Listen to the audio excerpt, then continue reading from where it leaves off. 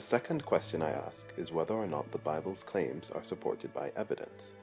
This is also a very important question. I'm not going to go into too much detail about this, because it's been done better by other people before me. But the first thing you have to understand is that knowledge must be based on evidence.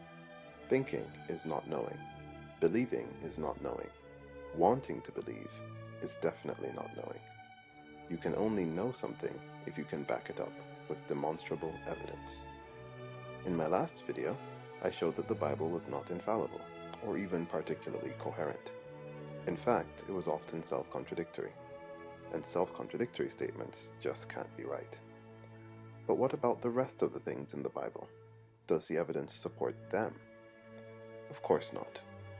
The earth is not flat, nor is it roughly 6,000 years old. There is no crystal firmament over it, nor any deep under it. The sun does not revolve around it, and there are no pillars holding it up. Snakes don't eat dirt. There was no flood that covered the whole earth. Hares don't chew cud. Snails do not melt.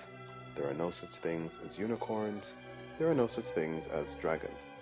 And if you handle snakes and drink poison, you're going to die, even if you are a believer. Some of the things that Jesus himself supposedly said are not true. He was supposed to come back within the lifetimes of the people who saw him rise. Clearly that's not right. According to all the available evidence, most of the Bible isn't true, rendering it uninformative or misleading about pretty much everything in the natural world. And in case you're wondering if there's any empirical evidence for the existence of any kind of deity, there isn't. Which is why all religions, including Christianity, demand that you believe their claims through faith. Faith. Faith is believing something when you have no evidence that it's true. But if you don't need evidence, why not just believe in Thor, or Zeus, or the flying spaghetti monster? There's no evidence for them either.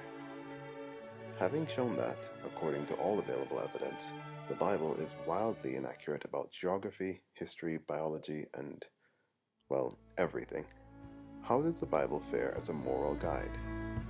That much I'll discuss in my next video. In the meantime, I hope I've given you something to think of. Jesus, oh